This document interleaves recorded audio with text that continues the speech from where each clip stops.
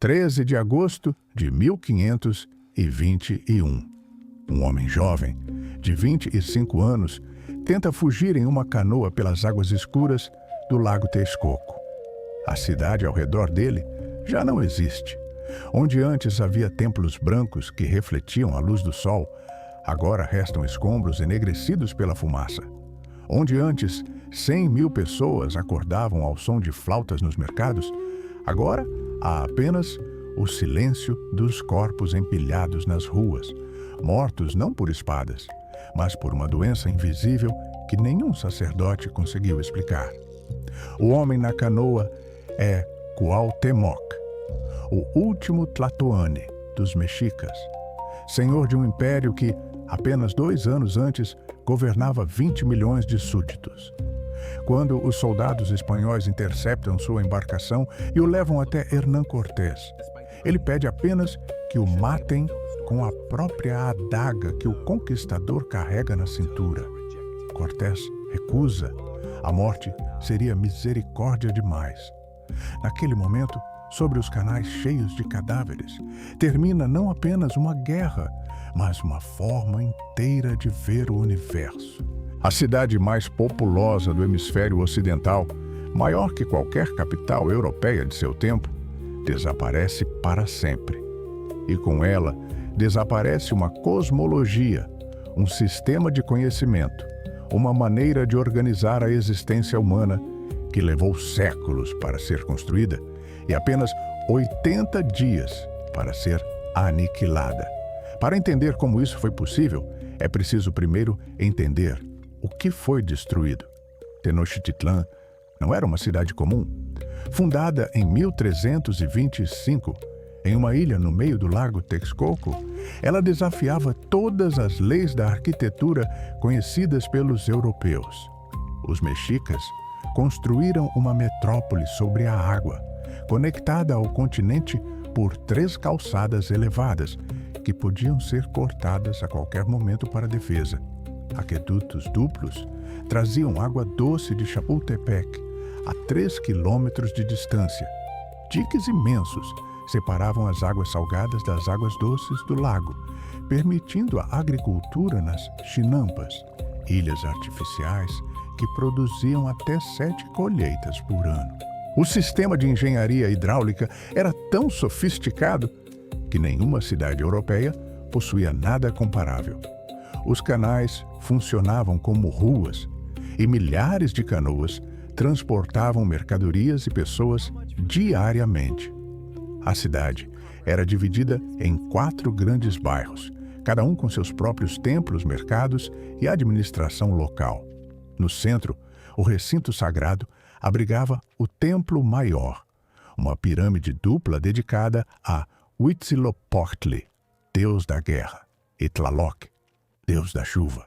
Do topo desse templo, os sacerdotes podiam ver todo o vale, as montanhas cobertas de neve, os vulcões que os mexicas acreditavam serem deuses adormecidos.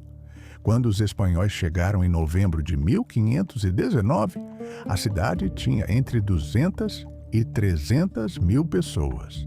Paris, a maior cidade da Europa, tinha talvez 90 mil. Londres não chegava a 60 mil. Sevilha, o porto mais importante do mundo ibérico, abrigava cerca de 40 mil habitantes. O conquistador Bernal Díaz del Castillo, que escreveu suas memórias décadas depois, comparou o que viu aos encantamentos dos romances de cavalaria, aos sonhos impossíveis que alguns soldados se perguntavam se eram reais. A grande praça do mercado de Tlatelolco recebia 60 mil pessoas diariamente. Vendia-se de tudo: cacau, penas de quetzal, escravos, obsidiana, algodão, tabaco, borracha, baunilha, jade, ouro, prata, cerâmica, animais vivos, ervas medicinais, tintas, papel diamante. Juízes especiais circulavam pelo mercado para resolver disputas comerciais no mesmo dia. O sistema de pesos e medidas era padronizado. Os preços eram regulados para evitar especulação. O Império Mexica cobrava tributos de 400 cidades estendendo-se do Oceano Pacífico ao Golfo do México. Seu exército nunca havia sido derrotado em campo aberto. Sua religião exigia sangue humano para manter o Sol em movimento, para garantir que o cosmos continuasse funcionando. Era uma civilização de contradições brutais, engenharia sofisticada e sacrifício ritual, poesia delicada e guerras constantes, astronomia precisa e terror sagrado, e estava completamente despreparada para o que veio através do oceano. Hernán Cortés tinha 34 anos quando desembarcou na costa do México, em abril de 1519. Era um hidalgo menor de Medellín, na Extremadura espanhola, educado o suficiente para conhecer latim, mas inquieto demais para aceitar a vida de funcionário colonial em Cuba. Havia tentado estudar direito em Salamanca, mas abandonou a universidade depois de 2 anos. Passou a juventude em Hispaniola, onde acumulou alguma terra e muita frustração. A expedição que liderava era tecnicamente ilegal. O governador Diego Velázquez havia autorizado apenas exploração, não conquista. Cortés levava consigo cerca de 600 homens, 16 cavalos, alguns canhões pequenos, mosquetes, bestas e uma certeza inabalável de que Deus estava do seu lado.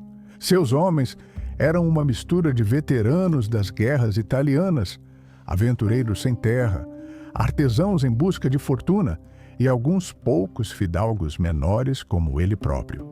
Mas sua maior arma não era o aço nem a pólvora. Era sua capacidade de entender o que os mexicas não conseguiam ver, que seu império era odiado. Os tlaxcaltecas, a leste, haviam resistido à dominação mexica por gerações, cercados por território inimigo, proibidos de comerciar livremente, forçados a lutar nas chamadas guerras floridas que forneciam prisioneiros para os altares de Tenochtitlan. Os totonacas, na costa, pagavam tributos humilhantes e viam seus filhos serem levados para os sacrifícios. Os texcocanos, do outro lado do lago, tinham suas próprias ambições dinásticas frustradas pela hegemonia mexica. Os chaucas lembravam de gerações de submissão forçada, e todos esses povos viram nos espanhóis não invasores, mas aliados possíveis. Cortés não conquistou o México com 600 homens. Conquistou com 600 homens e 200 mil guerreiros indígenas que odiavam os mexicas mais do que temiam os estrangeiros. A primeira grande batalha aconteceu contra os próprios tlaxcaltecas, que testaram os invasores antes de decidir se aliar a eles.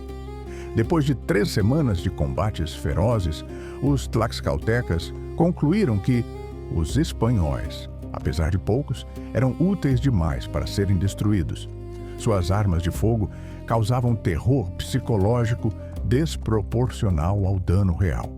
Seus cavalos pareciam criaturas sobrenaturais, centauros de pesadelo que atropelavam formações inteiras. E mais importante, eles queriam destruir Tenochtitlan. O inimigo do meu inimigo é meu amigo. Essa lógica atravessa todas as culturas. E naquele momento, ela selou o destino de um império. Montezuma II cometeu o erro que custaria tudo. Ele deixou os espanhóis entrarem em Tenochtitlan.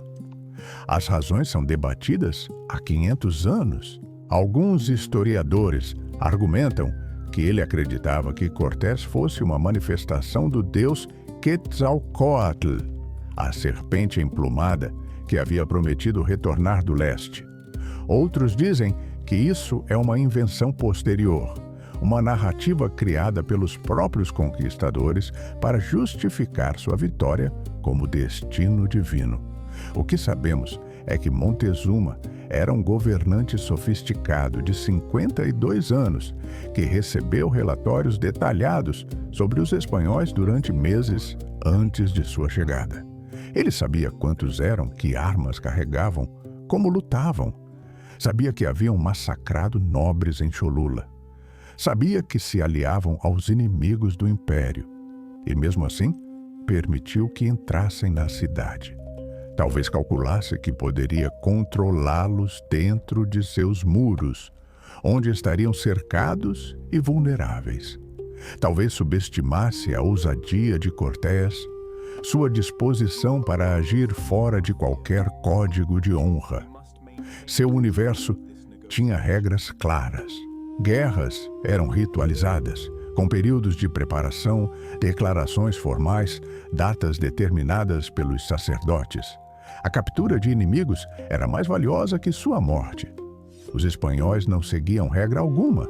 Matavam sem ritual. Queimavam sem aviso. Queriam ouro, não honra. Queriam conversão, não negociação. Montezuma se tornou refém em seu próprio palácio. Cortés o manteve sob vigilância constante, governando através dele como uma marionete, usando sua autoridade para extrair ouro e informações. A situação explodiu em maio de 1520. Cortés teve que deixar a cidade para enfrentar Pánfilo de Narváez, que chegara da costa, com ordens de prendê-lo. No comando de Tenochtitlan ficou Pedro de Alvarado, um homem de cabelos vermelhos que os mexicas chamavam de Tonatiuh, o sol, mas que tinha temperamento de tempestade. Durante a festa de Toxcatl, uma das celebrações mais importantes do calendário religioso, Alvarado ordenou que seus homens atacassem os nobres que dançavam no recinto sagrado. As portas foram bloqueadas. Os dançarinos estavam desarmados, cobertos apenas de plumas e ornamentos cerimoniais. O massacre durou horas. Centenas de aristocratas, guerreiros de elite, sacerdotes e músicos foram mortos. O sangue encharcou as pedras do pátio sagrado. As razões de Alvarado nunca ficaram totalmente claras. Talvez temesse uma conspiração. Talvez quisesse saquear os ornamentos de ouro dos dançarinos. Talvez fosse simplesmente a brutalidade de um homem que via nos indígenas apenas obstáculos e tesouros. A cidade inteira se levantou. Quando Cortés voltou, depois de derrotar e incorporar as forças de Narváez ao seu exército, encontrou seus homens cercados no palácio, sem comida, sem água, sob ataque constante. Montezuma tentou acalmar seu povo de uma sacada. Foi apedrejado por aqueles que um dia o veneravam como semideus. Morreu 3 dias depois, de ferimentos ou de vergonha. Ninguém sabe ao certo. Sua morte não acalmou nada. Apenas liberou a fúria completa de um povo traído. A noite de 30 de junho de 1520 ficaria conhecida como La Noche Triste, a Noite Triste. Os espanhóis tentaram fugir da cidade pelas calçadas, no escuro, carregando tanto ouro quanto conseguiam. Alguns soldados costuraram barras de ouro dentro de suas roupas. Outros encheram bolsas até não conseguirem correr. Os mexicas os atacaram de todos os lados, de canoas, dos telhados, das pontes cortadas. Os espanhóis caíam nos canais e afundavam sob o peso do metal que não conseguiam largar. 600 espanhóis morreram naquela noite.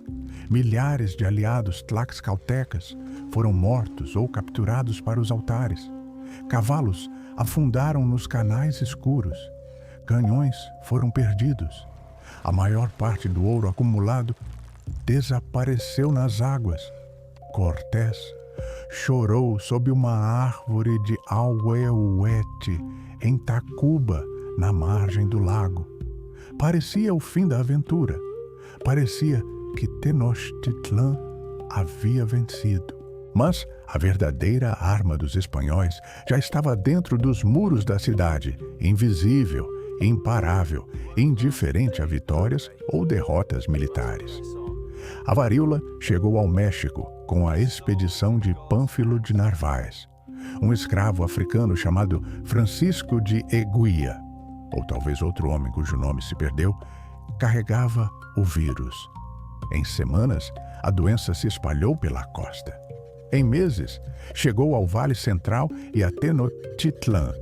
Os mexicas não tinham nenhuma imunidade. Suas populações haviam evoluído isoladas do Velho Mundo por mais de 10.000 anos, desde que seus ancestrais cruzaram o Estreito de Bering durante a última era glacial. Nunca haviam encontrado varíola, sarampo, tifo, gripe. Seus corpos não reconheciam esses invasores microscópicos. A varíola matava em ondas de horror. Pústulas cobriam o corpo inteiro, incluindo a garganta e os olhos. A febre subia até a morte ou a recuperação. Os que sobreviviam ficavam desfigurados, cegos, incapazes de trabalhar. Famílias inteiras morriam juntas, sem ninguém para cuidar dos doentes ou enterrar os mortos. Estimativas modernas sugerem que a epidemia de 1520 matou entre 20% e 40% da população do Vale Central em poucos meses. Entre os mortos estava Cuitlahuac, o Tlatoani, que havia liderado a expulsão dos espanhóis na Noche Triste. Governou apenas 80 dias antes de morrer coberto de pústulas, incapaz de liderar a resistência que planejava. Seu sucessor foi Cuauhtémoc, um jovem guerreiro de 24 anos, sobrinho de Montezuma, determinado a resistir até o fim. Mas resistir contra o quê? A doença não podia ser combatida com obsidiana nem com orações. Os deuses não respondiam às oferendas, por mais sangue que fosse derramado nos altares. Os sacerdotes morriam tão rápido quanto os plebeus, provando que nem o conhecimento sagrado protegia contra o mal invisível. A estrutura social se desintegrava. Guerreiros de elite jaziam impotentes em suas esteiras. Artesãos especializados levavam seus conhecimentos para a tumba. Mulheres que sabiam preparar alimentos e medicinas tradicionais morriam antes de transmitir seu saber. Era o colapso de uma civilização por dentro, enquanto os inimigos se preparavam do lado de fora. Cortés usou os meses de reorganização para construir algo inédito na história das Américas: uma frota de bergantins para a guerra lacustre. O construtor naval Martín López supervisionou a obra em Tlaxcala, longe dos olhos dos mexicas. 13 navios foram construídos com madeira local, usando ferragens resgatadas dos navios que Cortés havia mandado afundar na costa para impedir deserções. Cada bergantim tinha cerca de 12 metros de comprimento, espaço para 25 remadores e 12 soldados com armas de fogo. Quando ficaram prontos, foram desmontados em peças numeradas, carregados por 8.000 carregadores através das montanhas, por caminhos íngremes e territórios ainda hostis, e remontados nas margens do lago Texcoco. Quando os bergantins foram lançados em abril de 1521, Cortés tinha domínio absoluto do lago. As canoas mexicas, por mais numerosas que fossem, não tinham como enfrentar navios com canhões e bordas altas. O cerco começou em 26 de maio. 3 exércitos convergiram sobre a cidade pelas 3 calçadas. Mas as forças espanholas eram uma fração do total. O grosso do exército era composto por aliados indígenas, tlaxcaltecas, sedentos de vingança, texcocanos liderados por um príncipe que Cortés colocara no trono, Chalcas, Xochimilcas e dezenas de outros povos. Algumas estimativas falam em 200.000 guerreiros indígenas ao lado de 900 espanhóis. Era uma guerra civil mexicana tanto quanto uma conquista europeia. Tenochtitlan resistiu por 80 dias. Cuauhtémoc recusou todas as ofertas de rendição, mesmo quando ficou claro que a derrota era inevitável. Os mexicas lutaram rua por rua, canal por canal, terraço por terraço. Construíam barricadas durante a noite que os espanhóis destruíam durante o dia. Escavavam armadilhas nos canais para afundar os bergantins. Atacavam em ondas suicidas, tentando capturar espanhóis vivos para os sacrifícios que manteriam os deuses satisfeitos. Cortés ordenou que as construções fossem demolidas à medida que avançavam, enchendo os canais com escombros para criar terreno sólido. A cidade que ele admirara, que comparara aos sonhos mais belos, foi destruída por suas próprias ordens, metodicamente, quarteirão por quarteirão. A fome se instalou nas áreas cercadas. Os aquedutos foram cortados logo no início do cerco. Os mexicas comiam raízes, cascas de árvore, couro, grama. A sede matava mais que as espadas. As doenças continuavam ceifando os defensores. Os aliados indígenas não mostravam misericórdia. Gerações de ódio explodiam em atrocidades. Prisioneiros eram massacrados em vez de capturados. Tesouros acumulados por séculos foram saqueados e fundidos em barras informes. Códices com conhecimentos astronômicos, medicinais, históricos e religiosos foram queimados como obras do demônio. Era uma destruição deliberada, não apenas militar, mas civilizacional. No final, Tenochtitlan não caiu. Ela morreu. Quando Cuauhtémoc foi capturado tentando fugir em sua canoa, a cidade já era um cemitério a céu aberto. Bernal Dias del Castillo descreveu o fedor dos corpos que tornava impossível respirar. Os soldados espanhóis amarravam panos embebidos em ervas sobre o rosto, mas mesmo assim vomitavam ao atravessar certas ruas. As estimativas de mortos variam entre 100 mil e 240 mil pessoas somente durante o cerco. A população do Vale Central cairia de 1,5 milhão em 1519 para menos de 300 mil em meados do século seguinte. Uma das maiores catástrofes demográficas da história humana. Cuauhtémoc foi mantido prisioneiro por 4 anos. Cortés o torturou, queimando seus pés com óleo fervente, tentando descobrir onde estava escondido o tesouro de Montezuma, que desaparecera durante a Noite Triste. Cuauhtémoc nada revelou, se é que havia algo para revelar. Em 1525, Cortés o levou em sua desastrosa expedição a Honduras, atravessando selvas e pântanos em busca de um subordinado rebelde. Durante a marcha, rumores de conspiração chegaram aos ouvidos do conquistador. Disseram que Cuauhtémoc planejava uma revolta com outros nobres prisioneiros. Sem julgamento, sem provas, Cortés ordenou a execução do último Tlatoani. Cuauhtémoc foi enforcado em uma árvore de ceiba em algum lugar da selva guatemalteca, junto com o senhor de Tacuba. Tinha 29 anos. Morreu longe de sua cidade, que já não existia, longe de seu povo, que estava sendo dizimado, longe de seus deuses, que haviam silenciado. A cidade que ele tentou defender foi reconstruída como Cidade do México, sobre os mesmos canais, usando as mesmas pedras.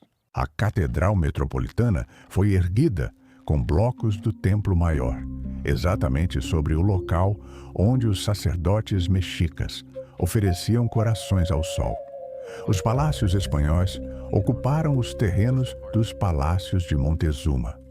Os canais foram aterrados ao longo dos séculos, transformando a cidade lacustre em uma metrópole que ainda hoje afunda sobre os sedimentos do antigo lago, centímetros por ano, como se a água quisesse reclamar o que lhe foi tomado.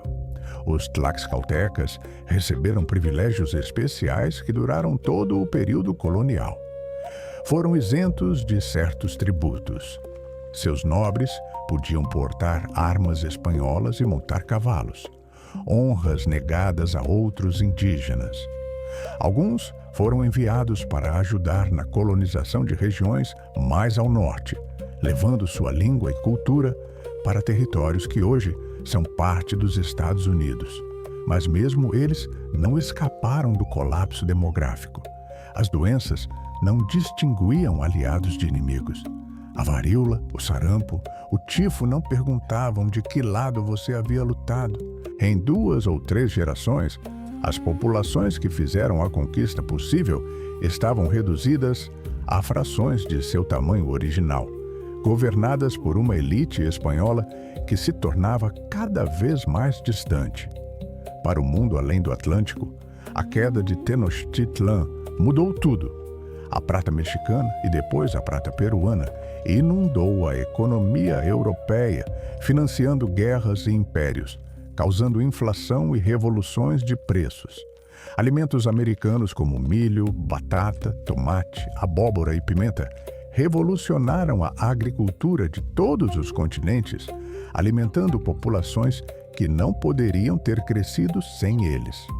A conquista demonstrou que impérios enormes podiam ser derrubados por pequenos grupos determinados, desde que encontrassem aliados locais e contassem com a vantagem assimétrica das doenças. A Cidade do México tem mais de 21 milhões de habitantes.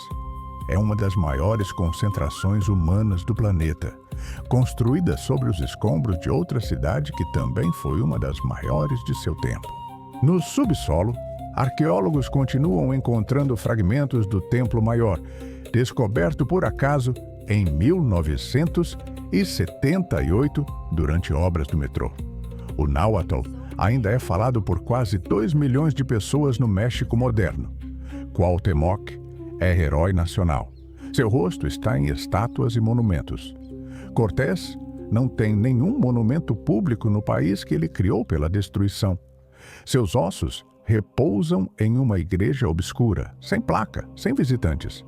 A memória popular escolheu seu lado há muito tempo, mas a pergunta persiste através dos séculos. Se os tlaxcaltecas não tivessem se aliado a Cortés, Tenochtitlan teria sobrevivido. Se Montezuma tivesse ordenado um ataque imediato aos espanhóis na costa, a história seria diferente. Se a varíola não tivesse chegado exatamente naquele momento, o cerco teria falhado? Não existe resposta definitiva.